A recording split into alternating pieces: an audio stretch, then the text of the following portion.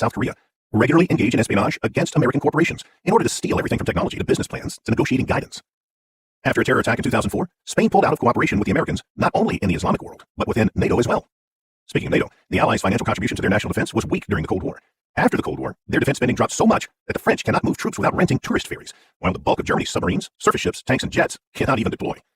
Canada is just so damn snarky, all the damn time. Many condemn Donald Trump for destroying the global order. Let's be real here. If there's one thing that Americans on both the left and right agree on, it is that the United States should pursue a more modest role in foreign affairs. The push for an American retrenchment did not begin with Trump, nor will it end with him. Besides, if a single American election can upend the order, in an era where there is no nuclear-massed superpower foe, it was never as stable and durable as anyone thought. A more accurate assessment is that despite Donald Trump's trademark brashness, American policy trajectory hasn't changed much. In the 7th year of George W. Bush's presidency, the United States initiated a broad global drawdown of its troop levels. That disengagement continued both under Barack Obama and Donald Trump.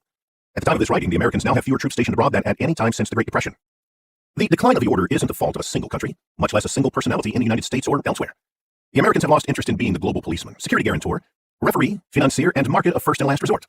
The people who remember the world wars personally are almost gone, and the oldest of those born after the age of the Soviet nuclear threat have already voted in 3 presidential elections. It is difficult to justify an order when the people doing the justifying weren't even alive when the circumstances that necessitated its creation occurred. It is not only that the order, the concept that the Americans will trade economic dynamism for security primacy, is simply no longer working, it hasn't been working for 3 decades.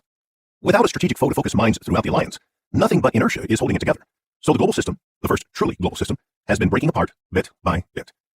It is difficult to draw a line under things that will not change. The regions that have benefited most from the order's security and structure are the regions that either produce or consume most of the world's internationally traded crude oil.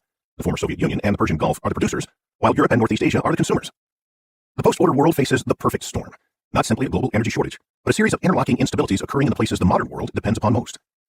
A close second for topics of concern are foodstuffs. Throughout history, food supply has repeatedly proven to be the most significant limiting factor. If a government couldn't feed its people reliably, well, let's just say that famine is the ultimate continuity-ending event. The order's safety and openness enabled such massive agricultural investment and expansion that famine was banished from not only the imperial centers, but most of the world. The global population tripled. But in 2020, 4/5 of the world's food production is dependent upon inputs such as fuel and fertilizer, inputs that for most farmers originate on a different continent. Without the order, much of the global gains in health, nutrition, and calorie intake melt away.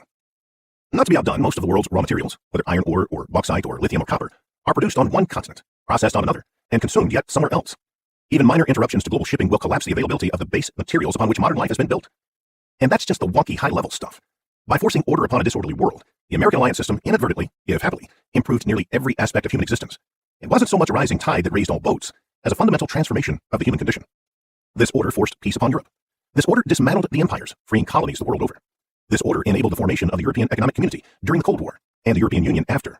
This order's extension into the post-Cold War world is what enabled the rise of Brazil and India and China. This order ended imperial predation in Africa and China. This order enabled Brazil and Kazakhstan to grow row crops en masse. This order allowed South Korea and Slovakia to industrialize. This order enabled oil to flow from Saudi Arabia and Australia and Libya to France and Argentina and Singapore. This order transformed Nazi Germany and Imperial Japan into democratic pacifists. This order provides hope for a world beyond coal.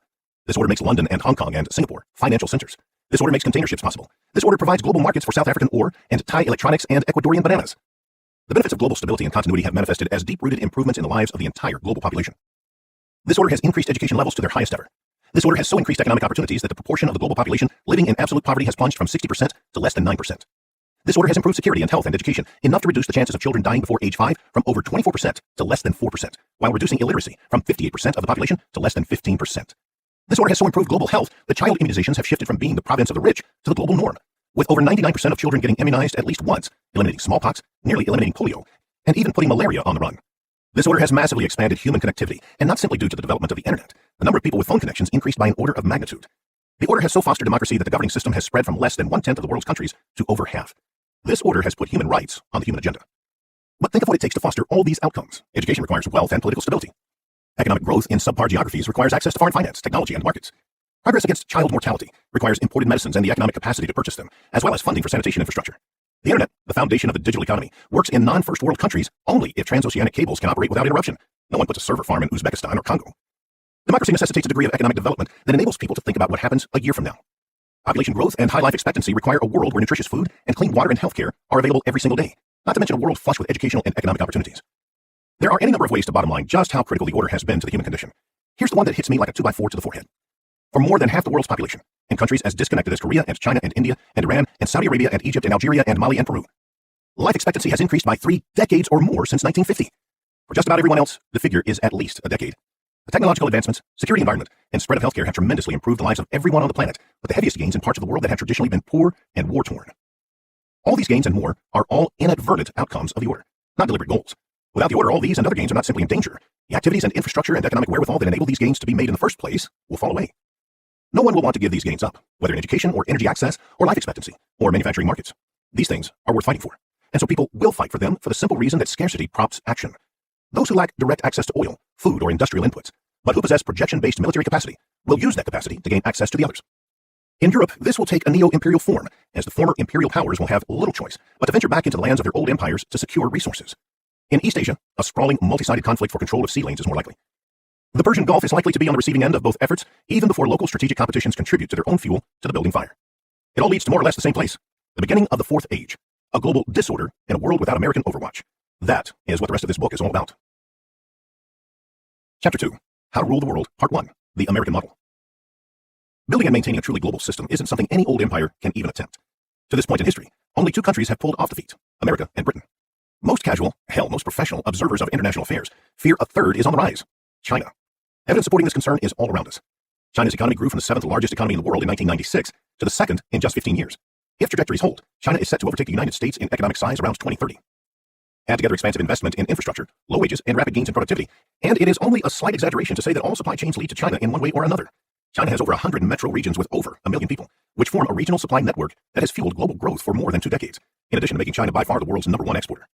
The country's headline development program, Made in China 2025, is meant to put the already unnatural economic growth on steroids. Made in China 2025 intends to bring China into direct competition with the Americans' growth engines of the past few decades, high technology and advanced engineering. China's naval expansion has increased the number of active duty vessels above 300, as America's self-imposed spending diet has reduced its fleet below that level. The Chinese military now fields a ballistic missile it calls the Guam Killer, capable of striking the Americans' primary Western Pacific base. Chinese hacking and espionage activities have been wildly